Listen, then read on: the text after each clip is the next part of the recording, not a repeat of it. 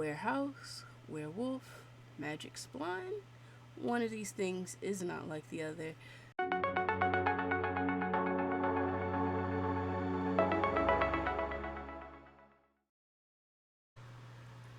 Editor Logic here. Sorry, I am so late on this one. I had some serious technological issues this past week. It was to the point where I was unable to use my PC like at all for anything. I could not use my computer, and I had to replace a core component just to get things back up and running again. Took a while for it to ship. They sent me the incorrect piece. I had to go send it back, wait for it to return to them before they would send me the correct piece. It has been a mess, but fortunately everything is settled. But my review for last week's free assets is going to be a bit outdated. There's still about 8 or so hours from the time of posting this to grab them if you haven't already, but I suspect you have. I just figured that there's still a bit of value to add, taking a deep dive into these assets, because I know many people will grab them just because they're free and then they shelf them for later use. So I'm just going to dive right into them and give you my review like I do always. Thank you for your support. Don't forget to like and comment below. Ladies and gentlemen, boys and girls, viewers of all ages, welcome to The Void. My name is Logic, and it's that time again. We are checking out this week's limited time free from the Fab Marketplace. Alright, now we're in for quite a treat. I don't know why they didn't stick to the wear theme and, throw a little thing in there like that. But anyway, we're going to start off with the warehouse environment. And this is actually done by Scans Matter, which is a company that actually does realistic scans of real world places. That's why this looks hyper focused, hyper realist, not at all stylized. I think they just went into a warehouse and scanned individual items. It's too realistic looking for anything that I make, but wow, am I blown away by the great detail in this asset. Like, look at there was a piece that I saw that was blown away. This piece here. If you've ever had to tape a pallet or tape up your suitcase at the airport or something, getting this look on a 3D model is something that's like really hard and challenging to do, because it's both see-through and reflective at the same time. So you kind of have to balance that out when you're designing the textures for it. So that's a really complicated thing to do. When I saw that, I was like, wow, this is definitely a top tier asset. And actually, as far as pricing goes, they don't show me the price here, but I'm pretty sure this is an expensive scan. So we lucked out there. There was that one game. Gosh, I play so many games, I actually forgot the name of this game, but you will know what I'm talking about after I describe it. It was is it 5v5 or 6v6 shooter game, and I guess you get to place bombs, but it was hyper realistic, and it actually got most people who played it demonetized off of YouTube because it looked so realistic. And there was like blood and gore, and of course you were shooting people, but people just couldn't believe, or YouTube just wouldn't believe, that it was a video game. It looked that real. Hey, I bet you with this free asset, they're well on their way to adding a new level into their game called the warehouse environment, because that's how real this just looks. As we go through the image, okay, they give you the actual building as well. I don't know what it is, but for some reason the building doesn't look as high quality as the rest of the assets that they have there. But here's the overview, and that's enough looking at the images there. I'm going to jump right into Unreal Engine and have a look. Alright, I press play and put it in full screen mode, and there is no player character or anything. It's just a fly through. So we're going to fly through this level and take a look at everything. There's that classic motion blur that's always built into Unreal Engine, which I don't actually like. Oh, solar flare is a bit unnecessary. I'm inside. I didn't realize that the building had that up top. Actually, these building pieces would actually work really well for something else that I am working on. But I don't really do hyper realistic things because there's not there aren't that many hyper realistic assets on the marketplace store for me to build out an entirely realistic looking game. Something like this would be best for again, that one realistic game that I mentioned earlier, or any kind of cinematic production. Uh, I'm wondering if those photos were rendered in Unreal Engine. Now that I'm looking at everything, it still looks nice in high detail and high quality, but I'm getting it doesn't look as realistic. Yeah, that's like the tape wrapped around. I have everything to like not epic. What's after epic? Cinematic. So I have all my settings set up to the highest they can go. Good graphics card and everything. But feel like I feel tricked a little bit. I feel like those renders weren't done in Unreal Engine. Oh no. I can fuss with my settings a little bit, but this is just a quick walkthrough review of the assets that they have, and regardless of it not looking exactly as the photo, it still looks quite nice. You still have quite a bit of highly detailed assets here that can be thrown in any game, whether you do or don't have a need for a warehouse. I mean, you always have a need for boxes to be stacked up in the corner somewhere in any video game. Got to fill out that level, huh? But this is really well done. I like that they have different mix and match modular pieces that you can build out your warehouse to be as long or as wide or as tall as you need it to be. These pieces snap together modularly, and sky's the limit when it comes to designing your warehouse. And I love the pallets. You could always use a pallet anywhere, or just standard boxes, a standard rolling cart there. I mean, these assets are versatile. They can be used with anything. There was that one game I had played a few months ago where you had to it was a horror game. You had to go through the warehouse and pick out certain things, and you had to be back before the cat got lonely, and you had to appease the cat, basically. Nice little horror game. Oh, I didn't even notice this little hand scanner here, and there's the printer to print the receipts, and they have flat boxes. Oh, and look, they've got my name on them. They must be for me. Ultra Logic. There we go. These assets, every week they release something, and it always seems like it's made just for me. They really have a great team picking out the assets to go every week. But that's the warehouse for you. Simple yet versatile. These things can be thrown in and used anywhere. Does it come? Oh wow. Okay, we've even got computer, monitor, and all sorts over there. And let's take a look at the outside of this very shiny building. Okay. I thought I would be able to see the signage and stuff that they had showed us on their pictures. It really doesn't feel like what I saw in their images. Actually, let's take a look at those again. Yeah. Oh wow, it definitely didn't look this clear, but I'm sure there's something you can do with shaders and settings to get it to look a little bit better. But it didn't look like these were rendered in Unreal Engine. I do believe if they're rendered elsewhere, you have to say so, but maybe they are. Maybe I just have to figure out what settings to use. They have a trailer and documentation for anything, which you usually don't get with things that are just 3D assets. So they've gone the extra mile to include everything you need to work with their kind of assets. And I'm willing to bet that inside that documentation you could probably find some of the settings they use to get such ultra clear and high detailed resolutions. Alright, so next up we've got our werewolf, mythical creature. Look at that beast.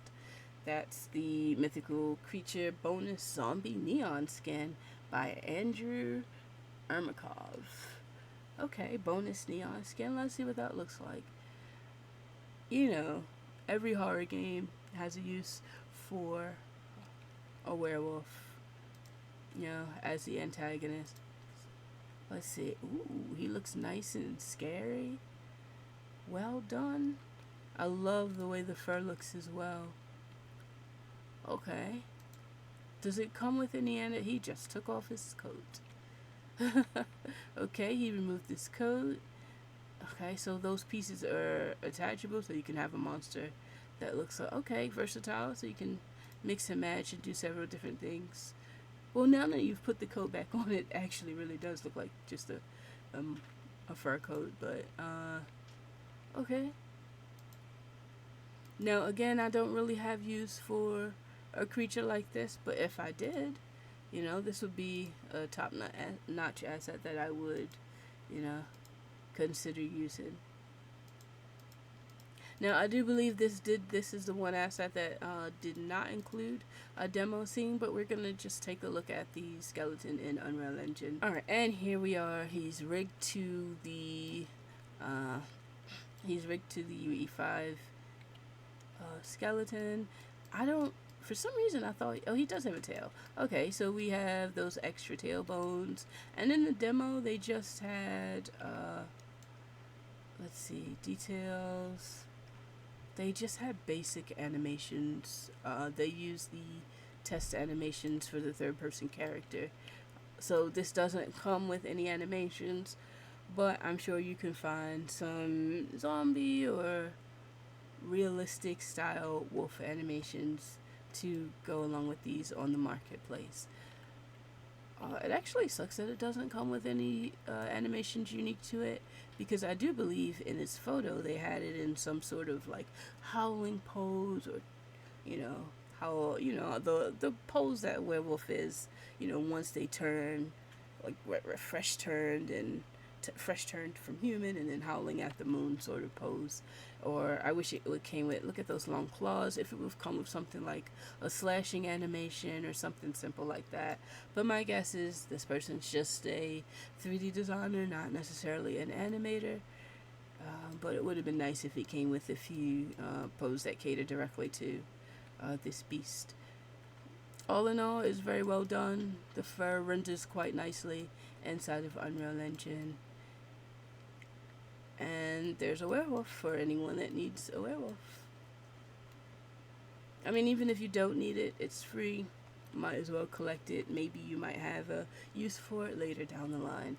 Like right now, I've got it. I don't have a use for it right now, but hey, maybe once I'm finished making the game that I may think of one, and a werewolf might be needed. So who knows? I like having a wide collection of things in my library, so whether I use it now or later, it'll probably get used at some point. Alright, let's go ahead and look to the third asset, and that is going to be the Magic Spline. Alright, this is a Magic Spline plugin from Triple Scale Games. I actually had a little bit of trouble getting it to work, but we're going to see if I can test it now. There's no better time to test it than live and see how badly I screw this up. Alright, let's give it a shot. Alright, so supposedly this is able to take the basic spline that you already can manipulate in Unreal Engine and give it an extra little boost or bonus without you having to go through so much trouble into programming it yourself or fiddling with it for hours to get it designed. It's meant to be sort of like a procedural thing. So we've got different layers, you've got gaps that you can distribute. Okay. Easy blocking volumes. Okay. And again, this is just supposed to make your workflow a little bit easier. You can already do this stuff naturally in Unreal Engine with splines if you know what you're doing. So make arc, so you can do arc circles and semicircles. Apparently branches off of a funny looking tree. And then you've got imperfections. So this imperfections is the thing that really drew me into this, because you could be making a wall and then it throws that little bit of randomness in there, so everything isn't going to be 100% perfect. For the stylized game that I'm currently working on, it's sort of a I would say sort of a medieval time period sort of stylized, so things are all done by hand. There's no machinery quite yet, so things are going to look imperfect, so that drew me to this immediately. Now I do have some other assets that are capable of generating different procedural imperfections, but it doesn't help to have another one so that style looks different across the board in different levels of your game. Okay, so you can offset different things by location, rotation, and scale. And offsetting by scale is nice because you can get these fine little tapers, is what we call them in the 3D world. If you're not familiar with 3D modeling, you get these nice looking tapers that you can offset. So big on one end, narrow down to another end. That's going to help you make your trees or your tree branches and different things of that sort. Okay, it also allows you to do twists and turns. Okay. And then they have segment overrides, which I thought was really great because even though it's not going to be really visible in the game, the first thing I thought when I saw the segment override was jewelry, like different kinds of jewelry pieces that you can just do there. But yeah, I don't know. For some reason, my first thought was jewelry. My second thought was a bowl of cereal with random pieces in it. So who knows? That's where my mind went. I was really excited to test and use it, but on my first iteration, it didn't work for me. I've reset everything, and I wanted to get the video out before the end of the day, so I stopped fiddling with it, and I'm going to try one last time to see if I can get the Magic Spline plugin to work. So according to this, it's supposed to work automatically. Once you install it to the engine, I installed it to Unreal Engine 5.4, which is what I have all of my test objects in, or all of the free stuff that I review in. And they had a YouTube video for demo, but I watched a bit. It really didn't help me. What happened is I pulled up the plugin window. It didn't work. I read this. It says, okay, the plugin is supposed to be automatically installed to your engine. I don't see it in the plugins list at all. I've reset my engine a few times and it still won't show up. So it says it's automatic, and then it says just create a new blueprint based on the class SME Spline Mesh Actor.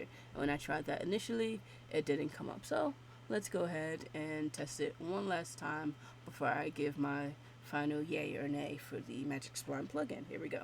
Alright, so I am in a blank test scene. I've made a blueprint for Spline Actor. That didn't work, so I'm just going to go ahead and make another one.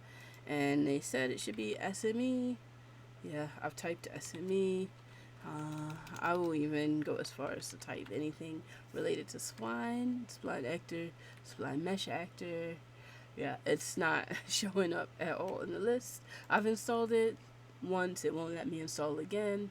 I even checked Epic to make sure it was installed. I've gone through my plugins and tried again. Yeah, wait, Spline Mesh Editor, new. Triple scale games. This is not, is it triple scale? 1 second, let me check.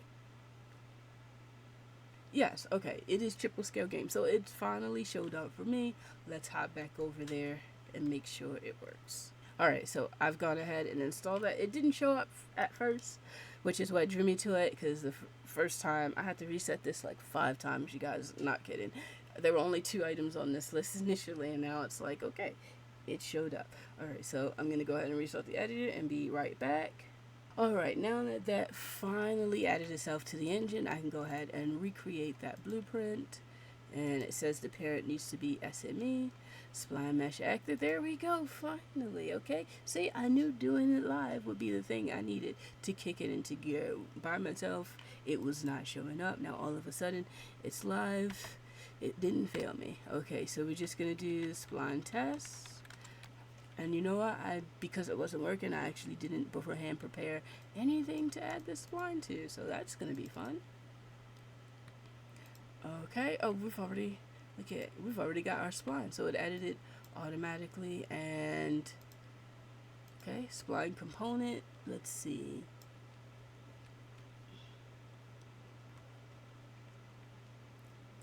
I am going to choose something random to use as the spline mesh. So let's see, we've got durations.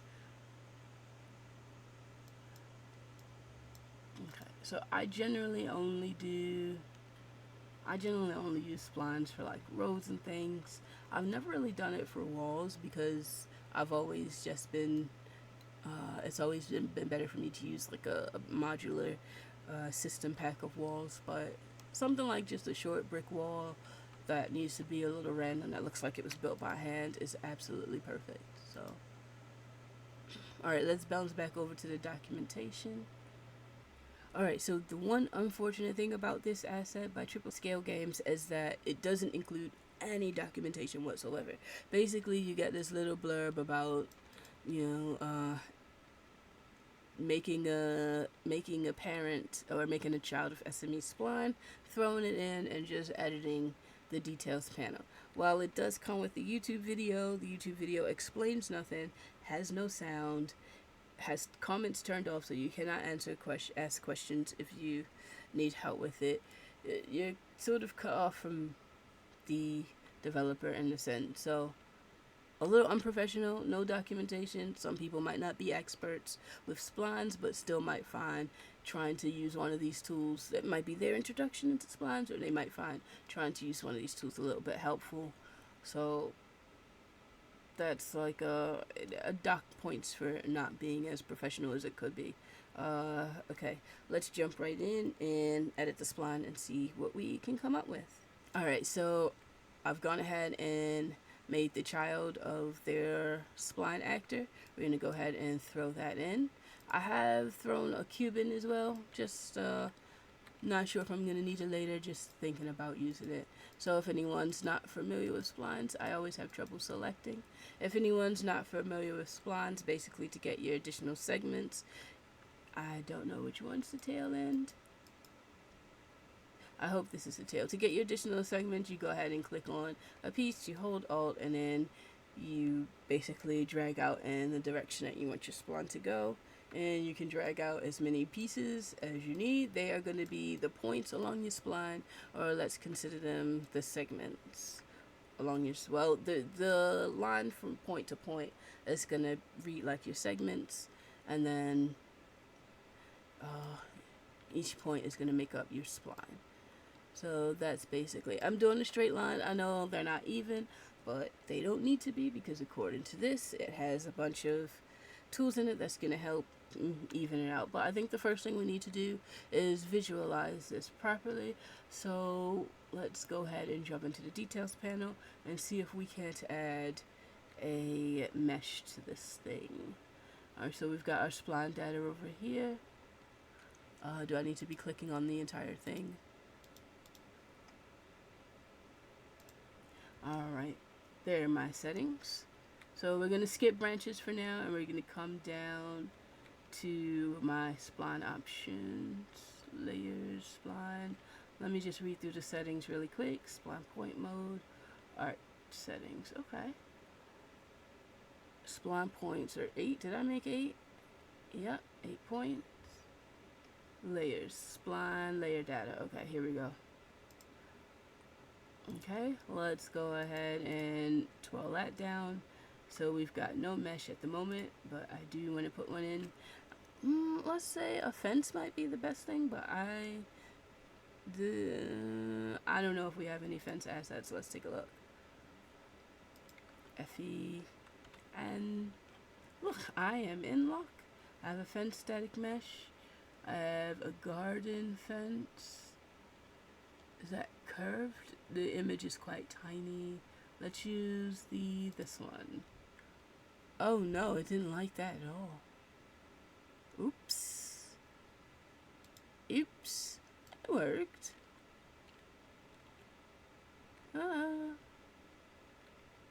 It worked. Let's choose a different mesh.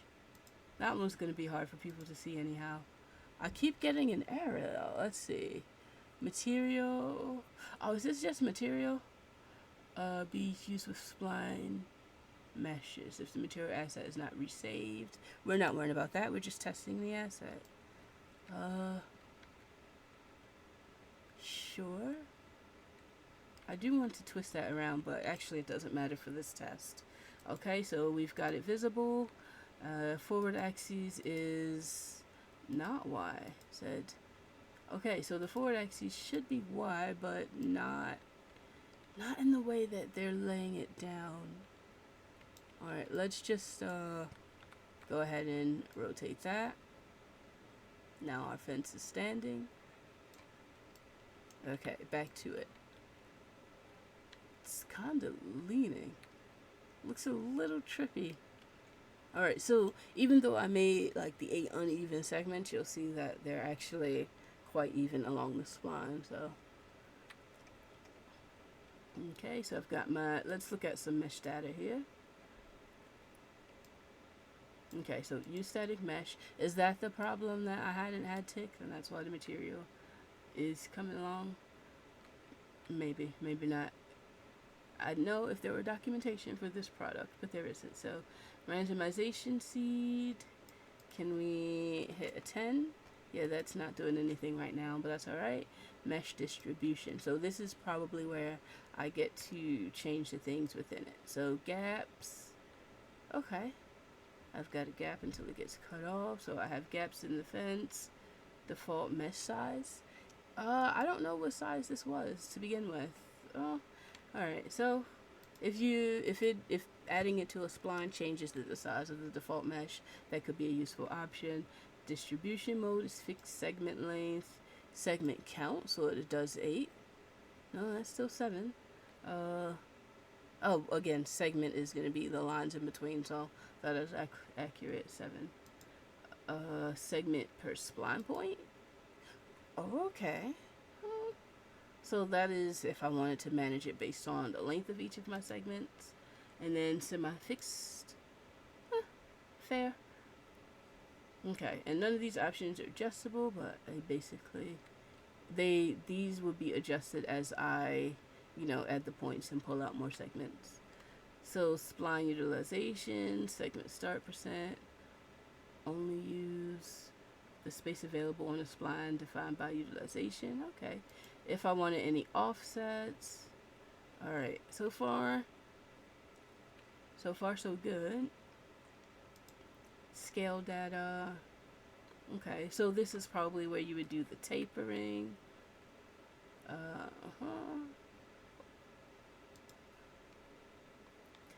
Center pivot correction is down. Apply pinch from spline. Okay. Yeah. Alright, so I had to rotate it to stand it back up, so that would apply the rotation. Okay. Segment override, imperfections. Alright, is this where we get to do a little bit of randomization? We're going to enable imperfections. Alright, I want my fence to look a little bit jacked up. Location range, seeds. We could just start changing rotation range. Just start changing whatever, I don't care. Oh, okay. Alright, we want them a little crooked. Nice. And then,